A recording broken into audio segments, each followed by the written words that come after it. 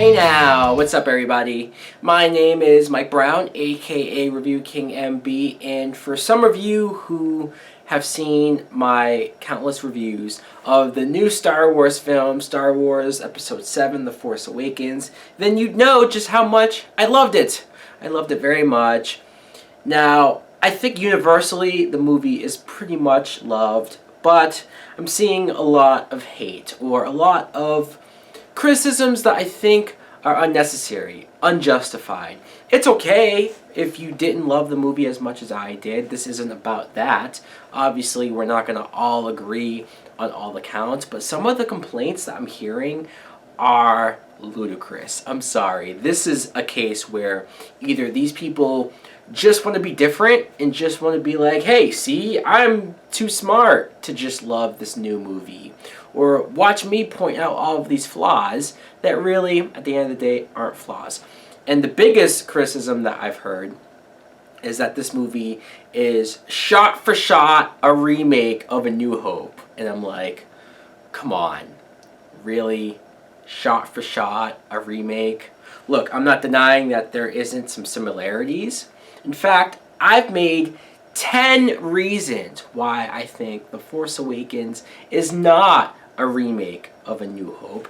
Let's just go through my list. Number 1, the character Finn. Finn is a completely brand new, unique character. The fact that he was a stormtrooper who didn't want to do what he was trained to do, he turned on them and became good, joined the good side. Where do you have a character like that in this series? Ever. Now, I agree, Poe going off, sending BB-8 the message to go off, sure. You can't deny that that's just like Princess Leia and R2-D2 in A New Hope. So that's there. Fine. And some people would argue that Rey on Jakku, that planet that looks like a desert, that's just like the planet that Luke was on in A New Hope. And I can give you that too. It does look very similar, almost the same. The difference here in my argument for that, though, is that you see Rey actually living on this planet, like what it's like for her to be a scavenger, to go around and find these parts for food rations and just trying to survive. Even one scene where she's found some parts and she's cleaning them and she looks over and she sees this really old woman doing the same thing.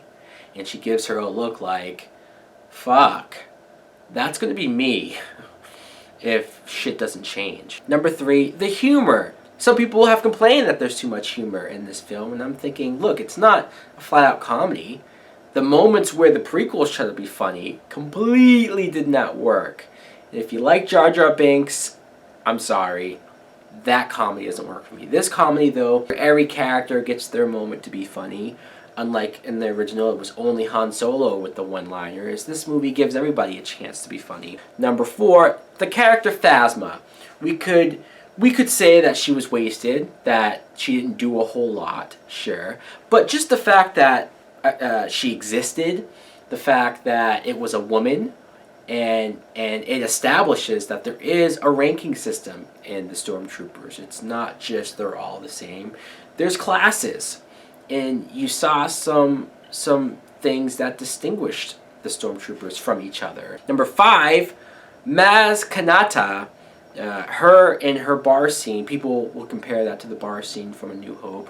And again, similar, but this one, there's so much more to it. You get not only Rey finding out about Finn and that he's not really with the Resistance and he was a stormtrooper, she finds out all that, but then she also finds out, we get a glimpse of her backstory and her being drawn to the lightsaber and seeing those visions. All of that is completely new, different stuff. Number 6, Kylo Ren is not Darth Vader, and some people would complain about that, but how can you say this is like A New Hope, shot for shot, if our villain in this movie is nothing like Darth Vader? He wants to be like Darth Vader. He's paying tribute to him. At the very beginning, you would think this is going to be a rip-off or a carbon copy of Darth Vader, the way how he's using the Force, and just how badass he comes off. But when you find out who he is, when you find out how young he is and how inexperienced he is, how insecure he is, the temper tantrum he has. This is a new character, and this is a character who's still growing. He's still on his way to become a villain. When we met Darth Vader, he was already a badass. He was already evil to the fullest. Snoke is definitely pretty much just like the Emperor. I can admit that. Number 7, Rey getting kidnapped is not like Princess Leia getting kidnapped in A New Hope. Princess Leia gets kidnapped at the very beginning of the movie, and she's a prisoner for the whole film, essentially. Where in this movie, Rey gets kidnapped, halfway through, and even though Finn and Han, they go to rescue her, she doesn't really need to be rescued. She seems like she would have done just fine on her own.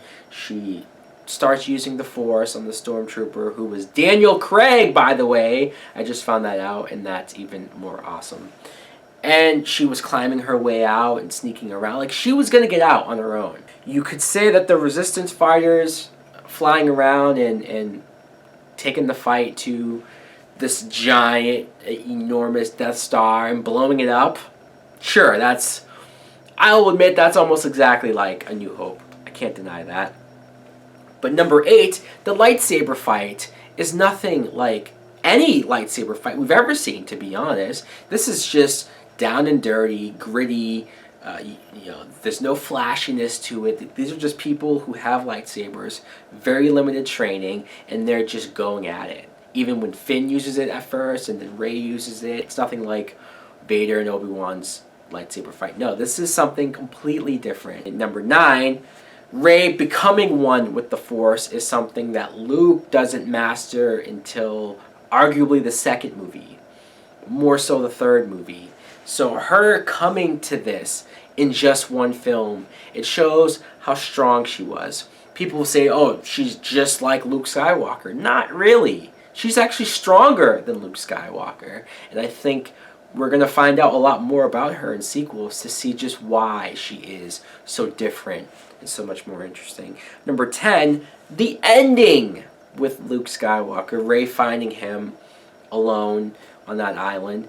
That, there's nothing like that in any of the Star Wars movies, and it was a great cliffhanger, one of the best cliffhangers you could give us, because it leaves us wanting more. It leaves us wanting to see where the story goes next. The end of A New Hope, it's Luke and Han getting medals for what they did. Even Chewbacca doesn't get a medal.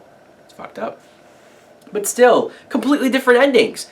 How is this a shot-for-shot remake? Am I crazy? Am I just losing my mind here? Am I too blinded for my love for this film to see this? Is it very similar? Sure. Does it follow similar beats? Sure. But to say that all it is just a remake, or all it is the same movie over again, I'm sorry, but that argument to me is bullshit. I don't agree. I completely disagree. Anyways, guys, let me know in the comments below, what do you think? It's okay if you think it's a remake. Just let me know why in the comments below. Thanks for watching. Like, comment, subscribe. Later!